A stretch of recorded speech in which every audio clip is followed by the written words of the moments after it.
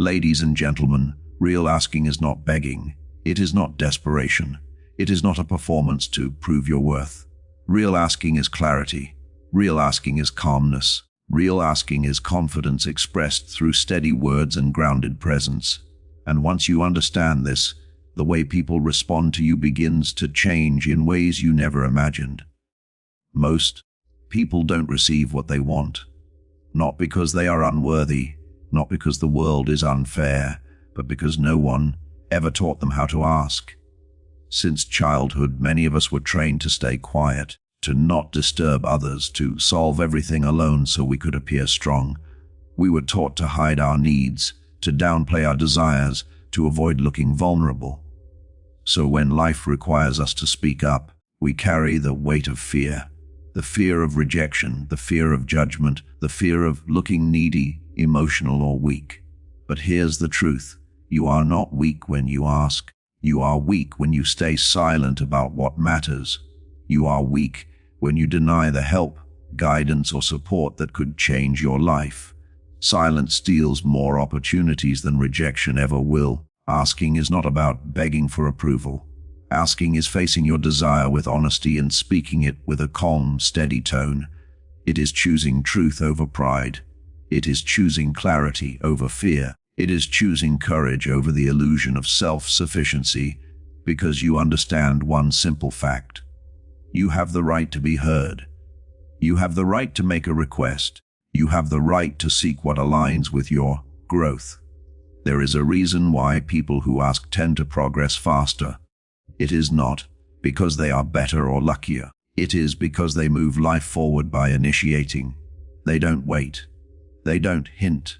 They don't hope someone magically understands their needs. They step forward and speak with intention. Think about it. Every breakthrough in your life began with a question for a chance, a question for guidance, a question for help, a question for clarity, a question that opened a door you couldn't open alone. Life shifts when you shift, and the very first shift is always a question. But to ask powerfully, you must master 3 things. You must know exactly what you're asking for. You must ask with the right energy, and you must detach from the outcome. Because when you ask from fear, your energy trembles. When you ask from lack, people feel the pressure. When you ask from desperation, the thing you want moves further away. But when you ask from calmness, when you ask from a place of self-respect and inner steadiness, the world responds differently. People feel safe around calm energy. They trust it more. They open to it more. The next 90 minutes are not about hype or motivational noise. This is not a speech meant to make you feel good for a moment. This is a journey inward. Asking is emotional discipline. Asking is inner clarity. Asking is self-leadership. It is the skill that determines the quality of your connections, your opportunities, your career, and your relationships. In this audiobook, you will learn how to ask without fear, how to express your needs without shrinking, how to make a request without making people uncomfortable, how to speak with calm authority instead of anxious urgency. You will understand why sometimes a no isn't rejection. It's timing, clarity, or energy, and you will learn to handle that no with maturity, dignity, and steadiness. We will walk through 10 chapters. Each chapter removes a layer of fear. Each chapter builds a layer of confidence. Each chapter trains a different part of your emotional intelligence. You will learn to face the fear of asking, to identify your real needs, to release pride, shame, and ego, to ask with calm, grounded energy, to be specific and direct, to communicate value instead of pressure, to master timing, to detach from outcomes, to handle rejection with strength, and finally, to become the kind of person people naturally say yes to. This is not the art of manipulation. This is not about forcing outcomes. This is the art of alignment, of asking in a way that honors you and respects the other person. It is the art of clarity, presence, and sincerity. Asking does not change who you are. It reveals the stronger, braver version of you that has been buried under years of silence. It reminds you that receiving begins with expressing and that everything you want, becomes possible the moment you dare to speak it. So take a breath, settle your mind, and enter this journey with openness. Ask clearly, ask calmly. Ask Chapter 1. Face the fear of asking without fear. Chapter 1. Face the fear of asking. Most people never ask for what they truly want, not because they're incapable, but because they're afraid. Afraid of rejection, afraid of judgment, afraid of looking weak, needy, or unworthy. This fear runs deeper than people admit, and for many, it shapes their entire life without them ever noticing. We were raised to hold our needs inside. We learned directly or indirectly that asking makes us a burden. Speaking up makes us difficult. That showing desire makes us vulnerable. By the time we become adults, silence feels safer than expression. Avoidance feels safer than honesty. Holding everything in feels easier than risking a moment of exposure. But silence steals more opportunities than rejection ever will. You know this truth.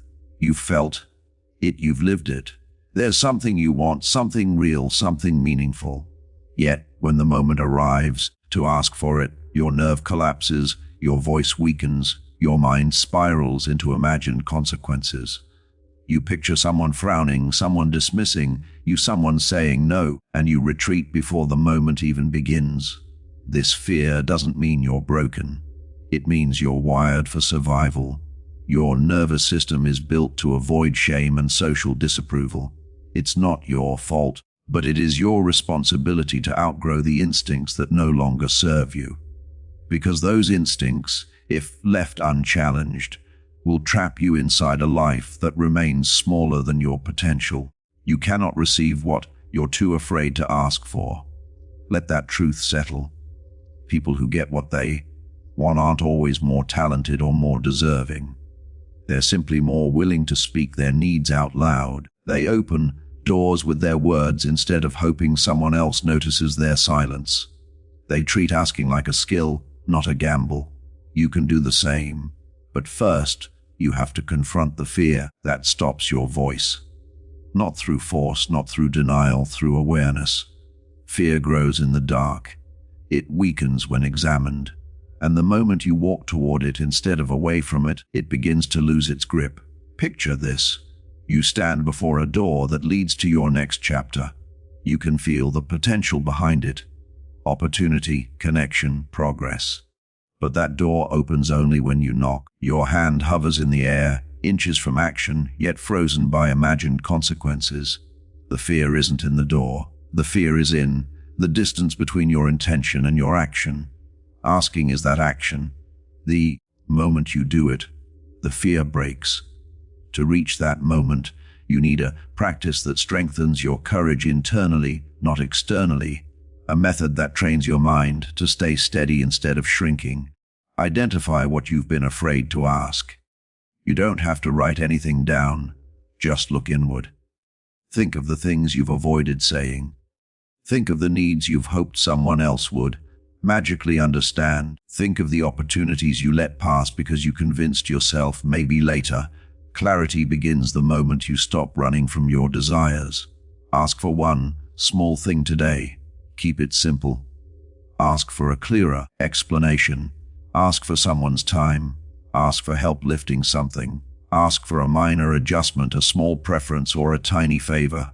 The goal isn't the request. The goal is the act of asking. Every small ask builds emotional tolerance. Every small ask teaches your nervous system that vulnerability is survivable. Every small ask strengthens your voice for bigger moments ahead. Notice your physical reactions. Instead of obeying them before you ask, pay attention internally. Does your chest tighten?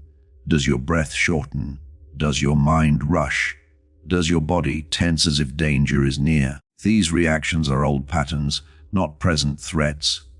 When you observe them instead of obeying them, you reclaim control from your fear. This is how courage is built. Not from eliminating fear, but from moving anyway.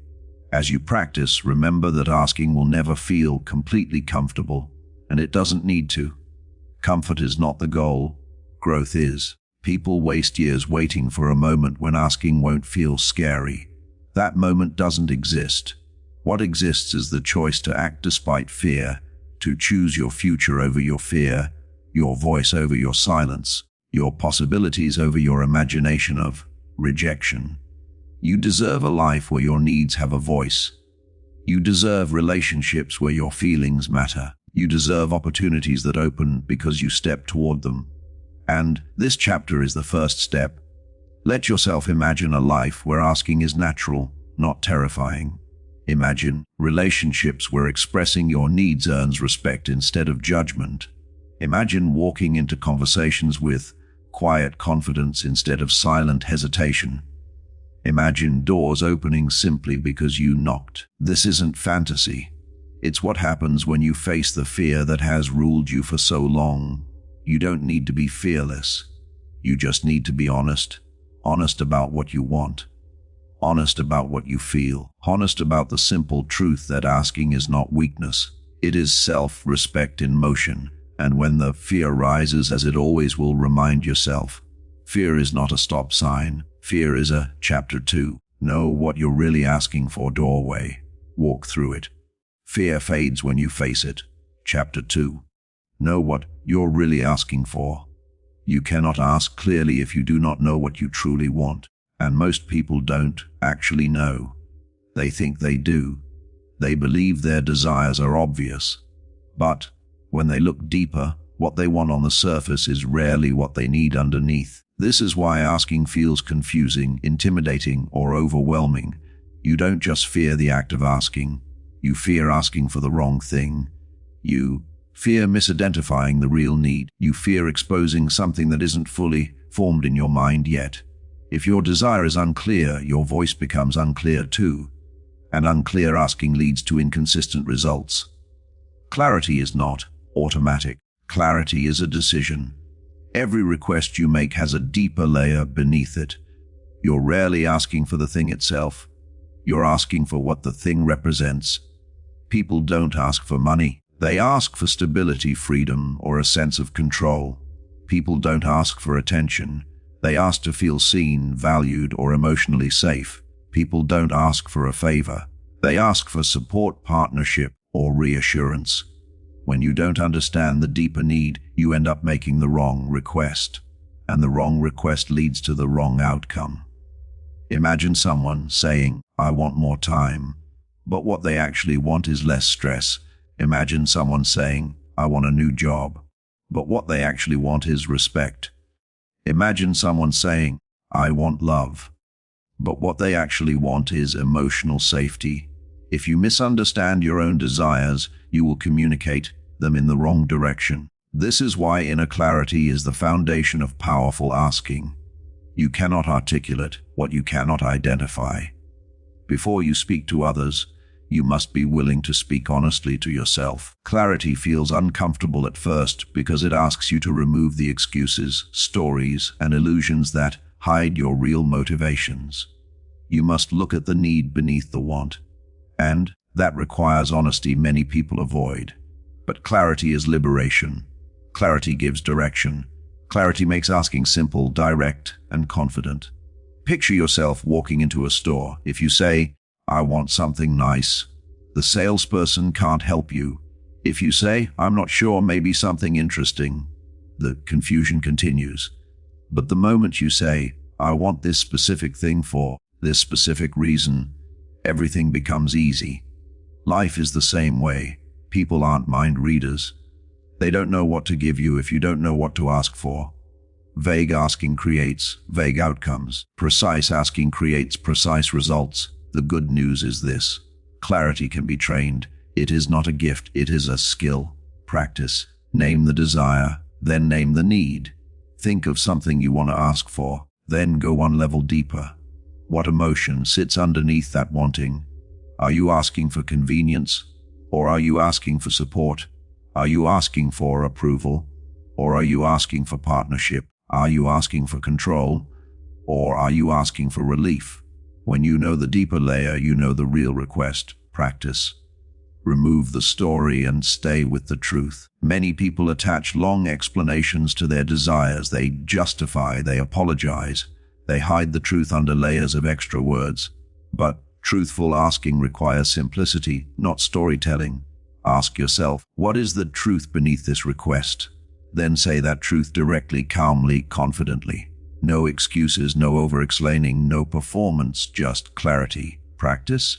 Make your request one sentence, not a monologue. Confusion hides inside long sentences.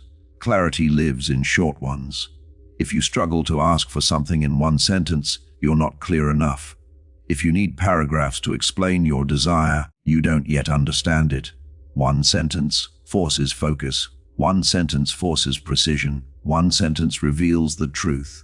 When your request becomes clear to you, it becomes clear to the world. Practice. Separate what you want from what you think you're allowed to want. This is where many people get stuck. They adjust their desires to be reasonable. They aim lower to avoid disappointment. They convince themselves that wanting too much is embarrassing. But there is a difference between unrealistic expectations and suppressed desires. And many people confuse the two. Your desire doesn't need permission, it needs expression. When you downplay what you want, you are not being humble. You are being dishonest with yourself. Clarity means telling the truth about what you want, even if it scares you, even if it feels big, even if you fear someone will judge you for it. If you cannot admit your desire to yourself, you will never be able to ask for it from anyone else. Practice. Test your clarity by imagining that outcome. Ask yourself, if I receive exactly what I'm asking for, will it give me what I actually need? If the answer is no, then you're asking for the wrong thing. If the answer is partly, then the request needs refinement. If the answer is yes, then the path becomes clear. This simple test prevents miscommunication, disappointment, and confusion on both sides. The clearer you are with yourself, the easier asking becomes, the easier receiving becomes. When you know what you truly want, fear begins to shrink because clarity gives confidence. Clarity removes hesitation. Clarity eliminates the shaky energy that makes asking feel risky. You stand taller. Your voice stabilizes. Your presence strengthens, and people feel that shift. They respond differently when your request carries purpose instead of uncertainty. They trust your intention. They understand your direction. They can give you what you actually need. Everything changes when your desire becomes unmistakable. What am I really asking for? What need sits beneath my request? And does my request match my real desire? These questions are the heart of this chapter. Powerful asking begins with powerful understanding. You cannot ask for the right thing if you are confused about the truth inside you. Clarity is not loud. Clarity is not dramatic. Clarity is not emotional chaos. Clarity is quiet. Clarity is steady. Clarity is precise. And when you speak from that place, people listen differently. They respond differently. They trust you differently because you finally trust yourself. You receive more when you ask for the right thing. Chapter 3. Remove pride, shame, and ego. Chapter 3. Remove pride, shame, and ego. The greatest barrier to asking is not fear, it is pride. The second barrier is shame, and the third is ego. These three forces sit quietly inside you, shaping your choices without making a sound. Pride whispers that you should handle everything alone. Shame tells you that your needs make you weak. Ego convinces you that asking is beneath you. Together they form a wall that separates you from the support, connection, and growth you deserve. Most people avoid asking not because the task is difficult, but because these inner forces distort their perception of what asking actually means. Pride says, if I ask, I lose status. Shame says if I ask, I reveal too much. Ego says if I ask, I give others power over me. But none of these messages are true. They are emotional illusions created by old wounds, old experiences, and old beliefs you've never questioned. Pride protects your image, not your well-being. Shame protects your secrets, not your future. Ego protects your identity, not your growth. These forces keep you small. They keep you silent. They keep you from forming deeper connections with the people who could help you, guide you, or support you. They convince you that self-reliance is strength, even when it becomes self-sabotage. There is a moment in every person's life when pride becomes too heavy to carry, when shame becomes too loud to ignore, when ego becomes too fragile to maintain. That moment is usually when life finally forces you to confront the truth. You cannot grow without letting yourself be seen. Asking is not a sign of weakness. Asking is a sign of self-respect. Picture someone drowning in deep water, but refusing to call for help. They try to stay afloat while insisting, "I'm fine." Their pride tells them that admitting struggle is failure. Their ego tells them that needing rescue is humiliating. Their shame tells them that asking for help would expose their limits. And so they sink slowly, quietly, unnecessarily. Now picture the same person lifting their head, raising their hand, and calling out. That moment of honesty becomes the reason they survive. Not because someone saved them, but because they allowed themselves to be saved. This is the emotional truth behind every meaningful ask. You cannot be supported if you pretend you don't need support. Practice. Identify which voice holds you back. Take a quiet moment and ask yourself, when I hesitate to ask for something important, what emotion rises first? Is it the stiffness of pride? Is it the tightness of shame? Is it the defensiveness of ego? Each one feels different. Pride feels rigid. It tells you that you must do everything alone because independence is part of your identity. Shame feels heavy. It tells you that your needs are too much, too complicated, or too embarrassing. Ego feels sharp. It tells you that if you ask, people will have power over you. Identifying the voice is the first step in disarming it. Practice. Rewrite the meaning of asking. Most people grew up associating asking with weakness, but that belief collapses when you redefine the act itself. Asking is not "I can't do this." Asking is "I care enough about this to do it the right way." Asking is not "I am incapable." Asking is "I am intentional." You rewrite the meaning by shifting your internal narrative. Instead of saying, "If I ask, they'll think less of me," tell yourself, "If I ask clearly, they will understand me better." Instead of saying, "If I ask, I'll look needy," remind yourself honest communication creates strong relationships. Instead of saying, "I must figure this out alone," consider collaboration leads to better outcomes. This shift doesn't happen instantly.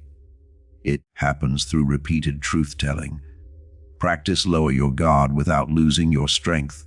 One of the biggest misconceptions about asking is that vulnerability equals weakness. In reality, vulnerability is a form of honesty, and honesty is the foundation of emotional strength.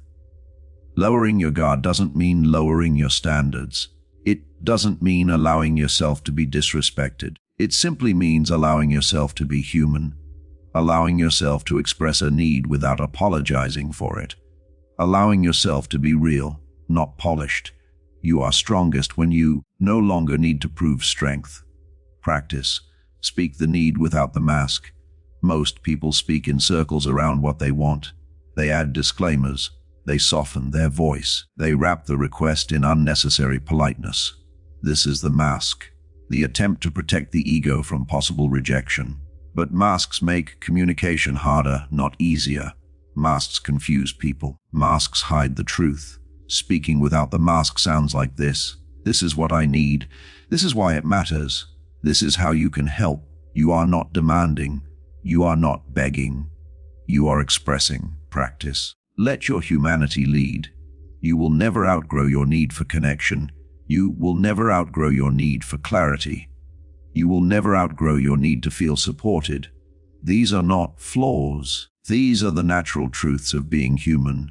Let your humanity lead when you ask. Not your pride, not your shame, not your ego. People respond to honesty because it is rare. People respect clarity because it is trustworthy. People open up to authenticity because it invites genuine connection. When you show your humanity, you invite others to show theirs. Prompt. Reflect with courage. Ask yourself with complete honesty. What emotion stops me from expressing what I want? Where did I learn that asking is embarrassing? What part of me is afraid of being seen too clearly? These questions reveal the shadows behind your hesitation. They turn avoidance into awareness. Awareness becomes strength. And strength makes asking natural. You no longer hide behind your image. You no longer protect a fragile identity. You no longer choose silence to avoid vulnerability. You choose truth. You choose clarity. You choose growth. Because at the end of it all, pride will not build your future. Shame will not build your confidence. Ego will not build your relationships. But asking will. You are not less when you ask. You become more. You become more honest, more connected, more powerful. And this chapter becomes the turning point. Asking is self-respect. Chapter 4.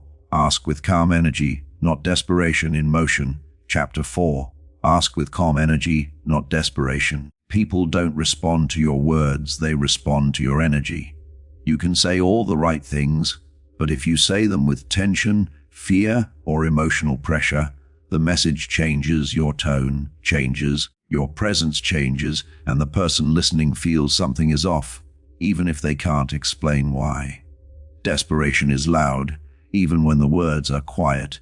Calmness is powerful, even when the words are soft. Asking is not just about what you say. It is about what you radiate. When you ask from a place of calm, grounded confidence, people naturally lean in. When you ask from a place of panic or neediness, people instinctively pull away. Humans are wired to feel the emotional state behind the request. We sense urgency, we sense insecurity, we sense fear, and we sense calm. This chapter is about mastering that calm. Not the fake kind that hides panic beneath a smile. Not the forced kind that tries to appear strong. But the real calm that comes from inner steadiness. A calm that allows you to ask without shrinking, without clinging, and without performing. Calm energy is confidence. Desperate energy is pressure. And no one responds well to pressure. Every time you ask for something, the emotional temperature of the moment shifts. If your energy spikes with need, the other person feels responsible for your emotional stability. They feel trapped. They feel obligated. They feel like saying yes would mean carrying the weight of your emotions. That's why desperate asking pushes people away. Not because the request is wrong, but because the energy is heavy. Calm asking, on the other hand, feels light. It feels intentional. It feels respectful of both sides. When your voice is steady, your posture relaxed, and your request grounded, people feel safe enough to respond honestly. You're not forcing them. You're not clinging to them. You're not depending on them for emotional survival. You're simply expressing a need with confidence. Picture two versions of the same moment. In the first version, someone rushes in, speaking too fast, shoulders tense, eyes darting, their voice wavers, and the request pours out like a plea.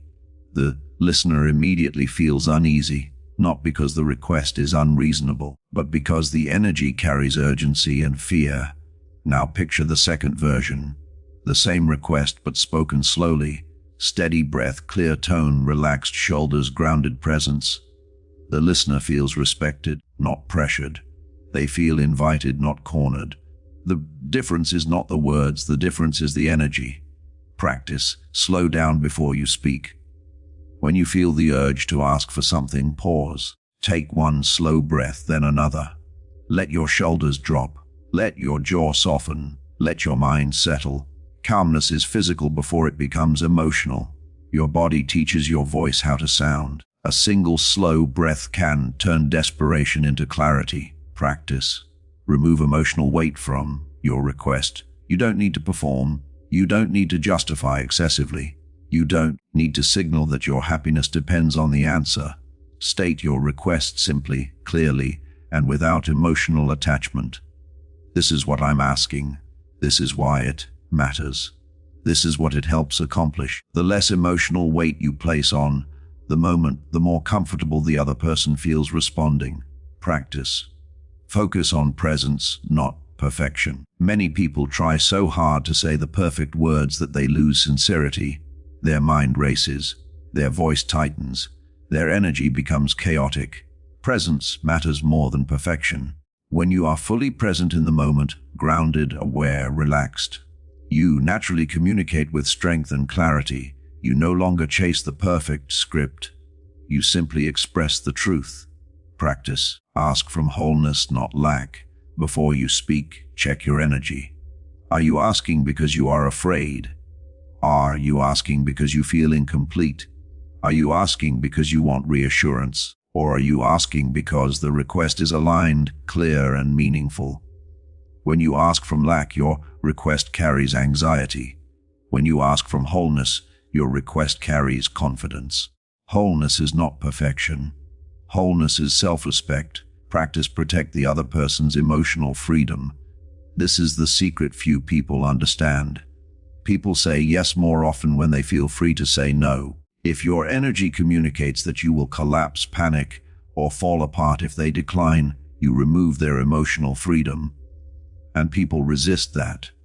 But if your energy communicates, I'll be okay either way, you create space for honesty, and honesty builds trust. Calm energy says, I want this, I'm confident asking for it, and I respect whatever answer comes. This is emotional maturity. This is true inner strength. Prompt. Reflect with honesty. What does my energy feel like when I ask for something? Do I create pressure without realizing it? Does my presence make the moment feel safe or heavy? These questions require courage.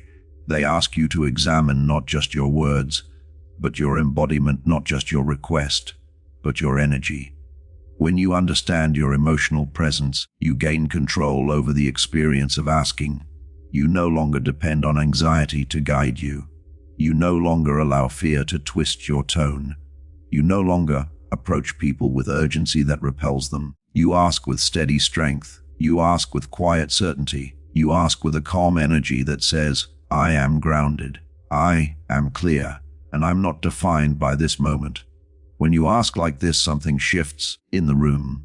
People feel it. They trust you more. They understand you more. They respect you more. Because calm energy communicates maturity. It communicates stability. It communicates self-worth. And the world responds to someone who knows how to hold their own emotional center. Calm energy invites yes. Desperate energy repels it. Ask from the place within you that is steady, not scared. Ask from the place within you that is whole, not lacking. Ask from the place within you that trusts itself, not the outcome. This is how powerful asking begins. This is how confident communication develops. This is how you move from seeking approval to expressing truth. Most people try to get what they want by increasing their intensity, but real influence grows when you decrease your emotional pressure. Strength is not loud. Strength is calm. Strength is grounded. Strength is clear. And when your strength speaks, people listen. Calm energy gets yes. Chapter 5. The power of specific asking. Power of specific asking. Most people don't get what they want because they don't ask specifically enough. They ask vaguely, hoping others will fill in the blanks. But no one can fill in the blanks for you. Vague asking creates confusion. Confusion creates hesitation. Hesitation creates distance. And distance creates disappointment.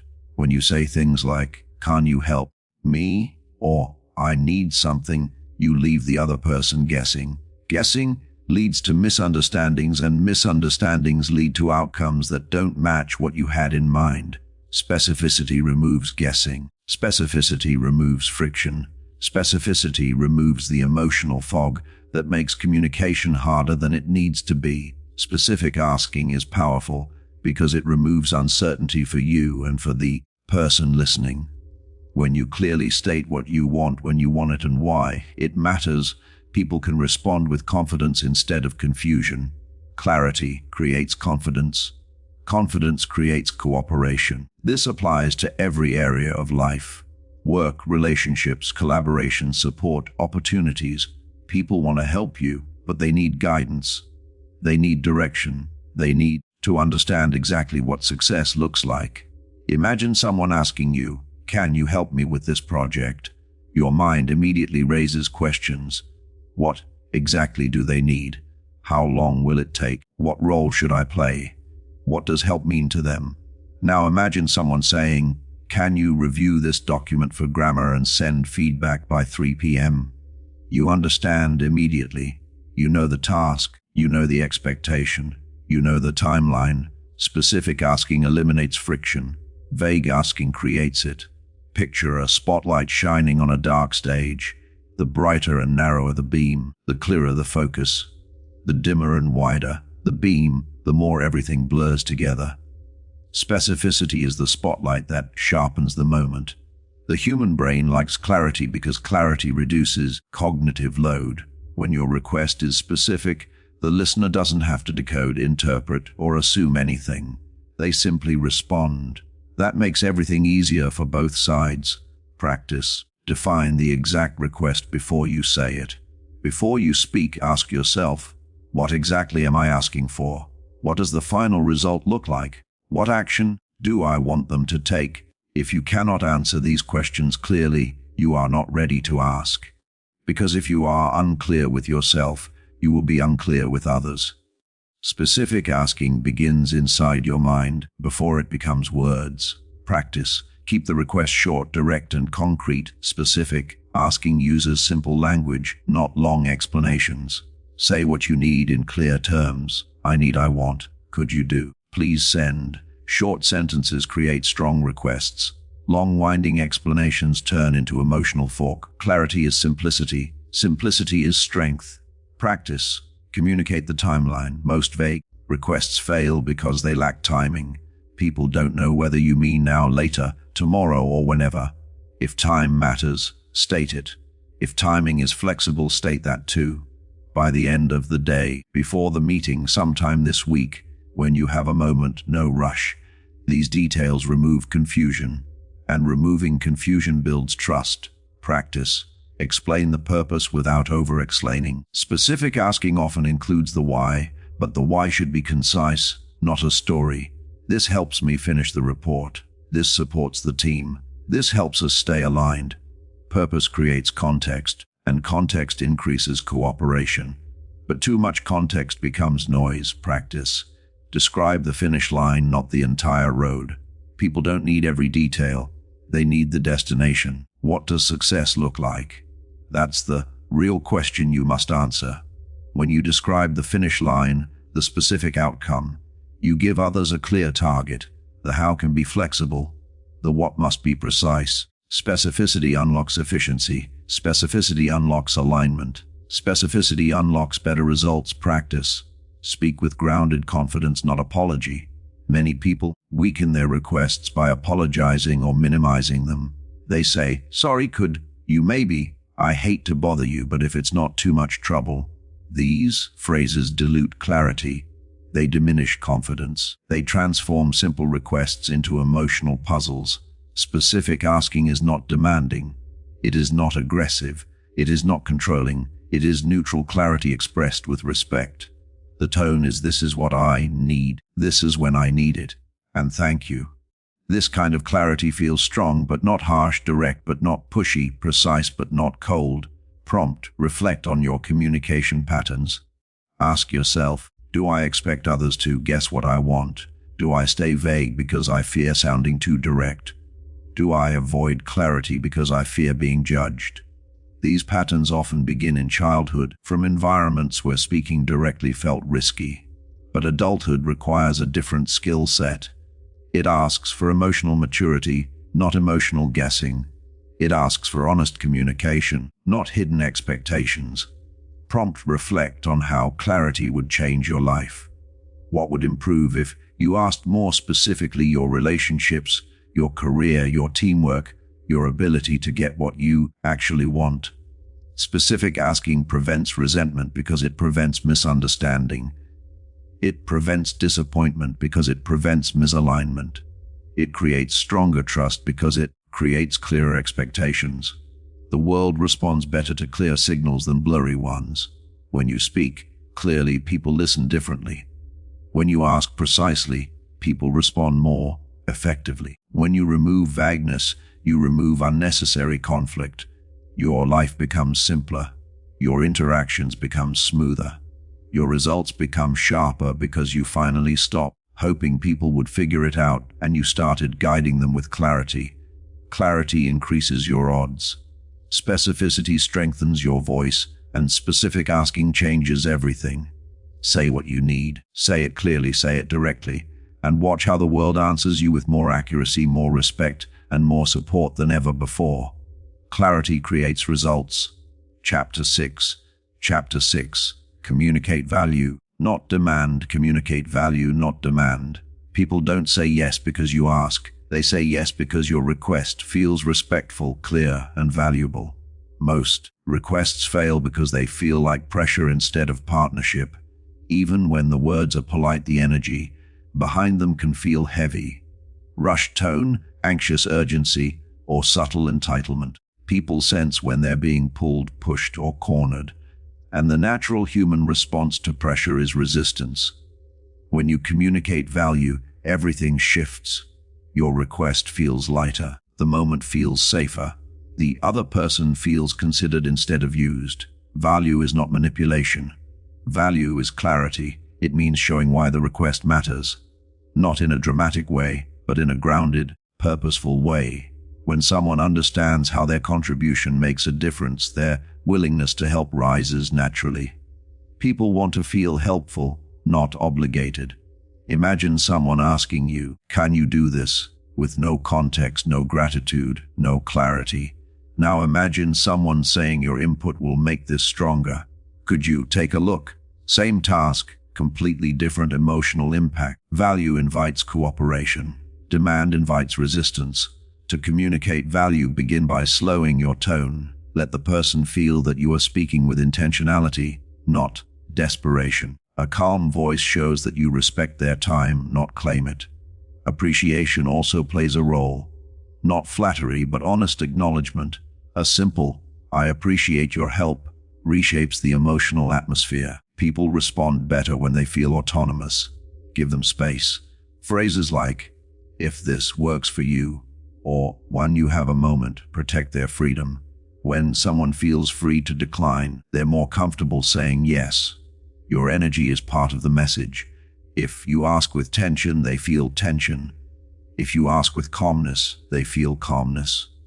If you ask with respect, they feel respected. Communicating value also means sharing the purpose without oversharing. You don't need long explanations that create emotional fog. You only need clarity. This helps us move forward. Your insight improves. This keeps us aligned. Simplicity is strength. Respect is influence. Value is persuasion. People are far more likely to help when helping feels meaningful, and they are far more willing to say yes when the request comes from someone who leads with maturity instead of entitlement. When you communicate value, you elevate the moment. When you communicate value, you elevate the relationship, and when you communicate value, the world becomes more open to supporting you. Chapter 7. Chapter 7. The timing principle. The timing principle. A good request at the wrong time becomes a bad request. Timing doesn't just influence the outcome, it shapes it. Right timing turns asking into a connection. Wrong timing turns it into conflict. Most people focus only on what they want to say. They rarely consider when they should say it. But timing is a quiet force that determines whether your words land with clarity or collide with resistance. You can be clear, respectful, and calm, yet still get a no, simply because the moment was misaligned. Humans are emotional beings. We react not only to the message, but to the moment. And some moments simply cannot receive a request, no matter how well crafted it is. Timing is about emotional awareness. Timing is about reading the room. Timing is about understanding when a person's mind and heart are open and when they are not. This chapter teaches you how to sense the right moment, not force it. Imagine someone interrupting you while you are stressed, busy, or mentally overloaded. Even a small request feels heavy because your emotional bandwidth is low. Now imagine the same person approaching you when your energy is lighter, calmer, more open. The request feels easier. Nothing about the request changed, only the timing. People don't reject requests. People reject pressure placed at the wrong time. Timing is respect in motion. It communicates that you see the other person. It shows you're not trapped in your own urgency. It signals emotional maturity. When you ask at the right time, your words flow into an open space. When you ask at the wrong time, your words collide with a closed door. Picture a river. When the tide is rising, the water lifts everything naturally. But when the tide is falling, pushing forward becomes struggle. Asking works the same way. The emotional tide matters. Before you ask for anything, observe the person. Are they tense, distracted, rushed, irritated, preoccupied?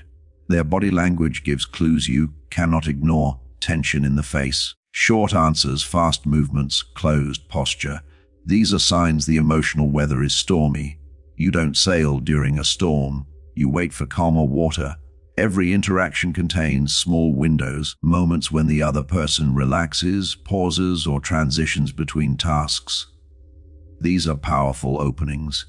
People are more receptive when they have just finished something, not when they are deep in the middle of it. After a meeting, between tasks, during a break, in a natural lull in the conversation, these windows matter more than most people realize. Many people ruin their chances by pushing at the exact moment someone is closing off emotionally. Forcing a request does not speed up an answer. It slows down trust. When you sense resistance, step back, not forward. Pausing is not weakness. Pausing is strategic maturity. You don't lose power by waiting. You gain influence by respecting timing. A soft starter opens the emotional space gently. A harsh starter slams into the other person's attention. Soft starters sound like, "Is this a good moment? When you have a minute, I'd like to ask something. Let me know if now works." These statements protect the other person's autonomy, which increases their willingness to engage. If someone is calm, match calm. If someone is energized, match energy, but stay grounded. If someone is moving fast, slow yourself even more. They need anchoring, not more speed. Matching pace builds connection. Rushing over someone's emotional rhythm breaks it. The more important the request, the more important the timing. Asking during emotionally unstable moments leads to emotionally unstable answers. If the outcome will shape your future, a raise, a commitment, a decision, give timing your full respect. The question is not, when do I want to ask? The question is, when is the moment most supportive for both of us? That is emotional intelligence in practice. Sometimes the moment is simply wrong. You can sense it. The energy is off. The space is tight. The person is distracted or drained. In those situations, protecting the relationship matters more than forcing the ask. A delayed request can still succeed. A poorly timed one can damage trust. Timing is not defeat. Timing is strategy. Ask yourself, do I rush my request because of my own anxiety? Do I ignore emotional cues because I'm focused on my needs? Do I speak before sensing whether the moment is open? Awareness reveals the habits that sabotage your communication. Think about the arguments that could have been avoided if timing had been better. Think about the opportunities that slipped away because urgency overshadowed awareness. Think about the clarity you could invite into your relationships simply by choosing the right moment to speak. Good timing is not luck. Good timing is observation. Good timing is patience. Good timing is mastery. Right timing opens doors that force cannot. When you respect the moment respects your request. Chapter 8. Ask without attachment to the Chapter 8. Ask without attachment to the outcome. The moment you cling to the answer, you lose your power because asking is strongest when it stands without fear of the outcome. Most people don't struggle with the words. They struggle with the emotional grip behind those words. They ask with pressure, hoping for certainty, needing a yes to feel validated. But when your sense of worth depends on the answer, you place your confidence in someone else's hands. And that is where asking becomes weakness instead of strength. Detachment is not indifference. Detachment is emotional freedom. It means you can want something without needing it to define you. You can express your desire without losing balance if the answer goes the other way. You remain whole regardless of what comes back to you. When you cling to outcomes, your energy grows tight. Your voice shifts. Your presence becomes heavy. People feel the weight of your expectation, and instinctively they pull away. not because they don't care, but because no one responds well to pressure. Attachment makes your request sound like a plea. Detachment makes it sound like clarity. Imagine holding something fragile in your hand. If you squeeze too hard, it breaks. If you hold it gently, it remains intact. Asking works the same way. Grip the outcome tightly and the interaction becomes strained. Hold it lightly and the moment stays open. Before asking for anything important, check your energy. Are you asking to express clarity or to avoid insecurity? Are you speaking from groundedness or fear of rejection? Are you open to truth or trying to control the response? The truth is simple. If a no destroys you, you are never asking. You are begging for approval. A grounded person can ask boldly and stay steady afterward. They can hear yes with gratitude and no without collapse. They can stay centered whether the world agrees with them or not. This steadiness makes people trust you more, not less. When you detach from the result, your communication becomes cleaner. You stop over-explaining. You stop performing. You stop clinging. Your presence becomes calm, confident, direct, and people respond better to someone who doesn't place emotional weight on their answer. Detachment invites honesty. Attachment pressures dishonesty. When someone feels you can handle the truth, they speak openly. When they feel you can't, they soften, avoid, or retreat. Detachment strengthens relationships because it allows space for real responses instead of forced ones. Let the other person feel your stability, not your fear. Let them feel your clarity, not your anxiety. Let them feel your confidence, not your attachment. Whatever the outcome, you remain yourself. You remain whole. You remain capable of asking again with more wisdom, more strength, more calmness. The strongest ask is the one that stands independent of the answer, and the strongest version of you is the one who stays centered whether the world says yes or no. Chapter 9. Handle no with Chapter 9. Handle no with grace and power. Grace and power. Most people fear no more than failure itself because no feels personal. It feels like judgment. It feels like a strike against our worth. But no is rarely about you and almost never about your value. A no simply means the moment, the capacity, the conditions, or the alignment isn't there. It is information, not insult. It is direction, not dismissal. And learning to hear no without collapsing is one of the greatest emotional skills you will ever develop. When people crumble at rejection, it's not the no that wounds them. It's the story they attach to it. They don't respect me. I shouldn't have asked. I'm not good enough. None of these stories are true, but they feel true when insecurity is in control. Emotionally strong people respond differently. They pause, they breathe, they stay grounded. They let the moment be neutral. Instead of interpreting no as a threat, they treat it as data. Was my timing off? Was my request unclear? Is this simply not the right person? Is this a message to refine, not retreat? A calm response to no strengthens relationships. When you remain steady, you show maturity. You show that you do not collapse under pressure, and you show that you respect the other person's boundaries. This builds trust, and trust is the foundation for future yeses. Picture two versions of you. One hears no and tightens. Voice shaky, emotions rising, defensiveness awakening. The other hears no and stays composed, steady tone, open body language, calm acknowledgement. The second version is the one people respect. The second version becomes someone others feel safe being honest with. When you react poorly to no, people begin avoiding real conversations with you.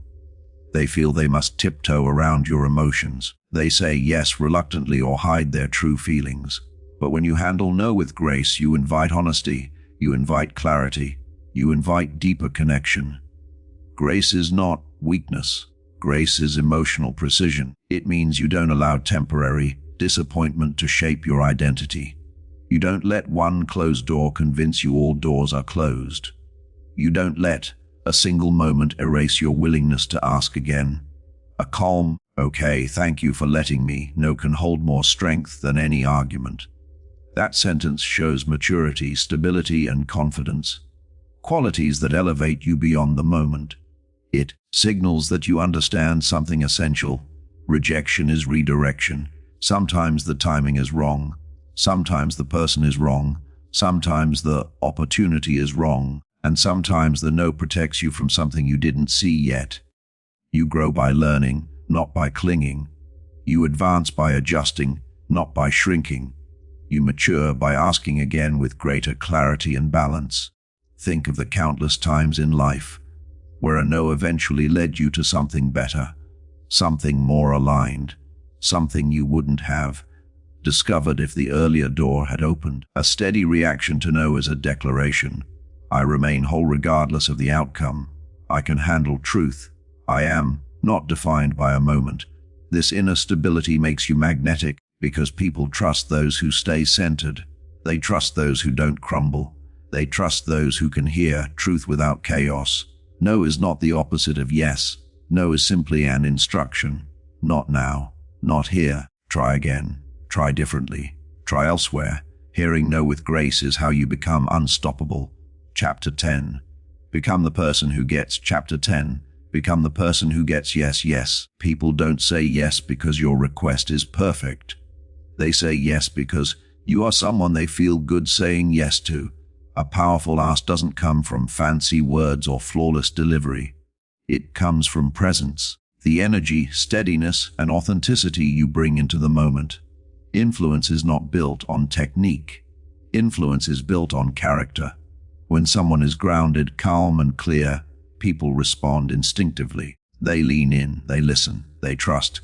When someone is frantic, needy, or emotionally unstable, people retreat.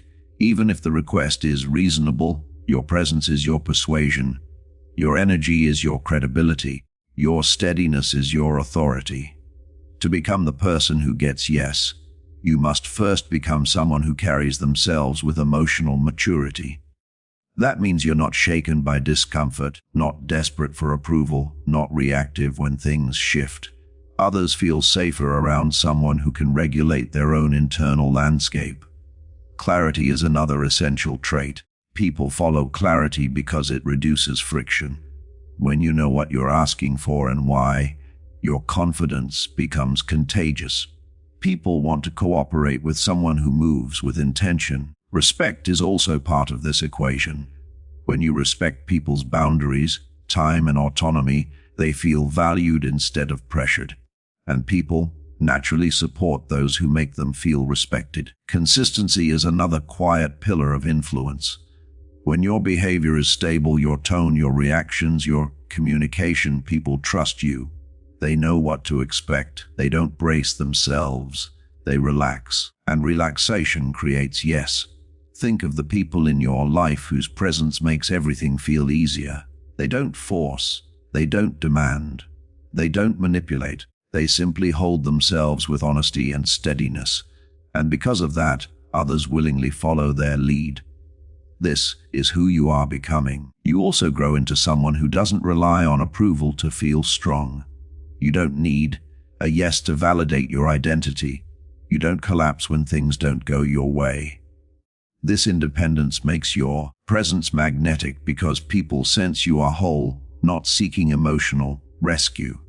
Confidence without entitlement is one of the most attractive human traits. It's the reason people listen. It's the reason people trust. It's the reason people say yes. And perhaps the most powerful quality of all, you uplift the room simply by being in it.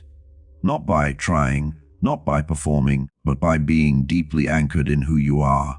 When people feel better after interacting with you, calmer, clearer, steadier, they want to help you. They want to support you. They want to open doors for you because your presence feels like a contribution, not a burden. This is what it means to become the person who gets yes. You don't force opportunities, you attract them. You don't demand cooperation, you inspire it. You don't chase approval. You embody respect, clarity, and calmness so fully that people naturally respond with openness. The world rearranges itself around the person who carries quiet confidence, not loud confidence, not performative confidence, but grounded, steady, unshakable confidence. Become that person, and yes, we'll start outro finding you. You've reached the end of this audiobook, but the real change begins now.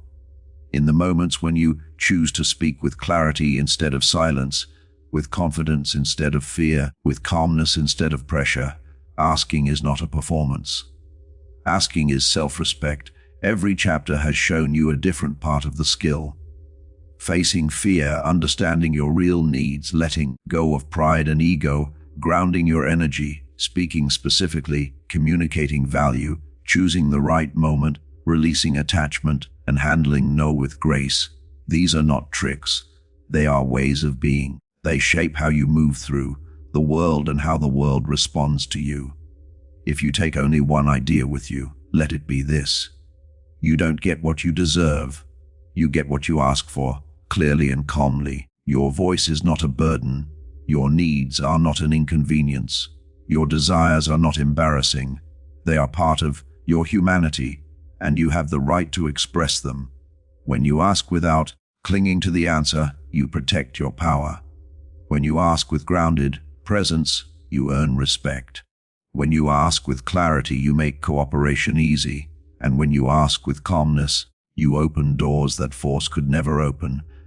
You will face moments of hesitation, moments where your old patterns try to pull you back into silence, moments where fear whispers that you might be rejected. In those moments, return to what you've learned here. Return to your breath. Return to your clarity. Return to your strength. A single honest request can change a relationship. A single moment of courage can change a career. A single act of expression can change the direction of your life. You're not defined by the answers other people give you. You're defined by your willingness to speak. So step forward, ask clearly, ask calmly, ask without fear of the outcome, and carry this truth with you. Every yes you receive is a reflection of the person you've become, not a stroke of luck, but the result of your clarity, your presence, and your courage. This is your next chapter. Go ask for the life that was meant for you.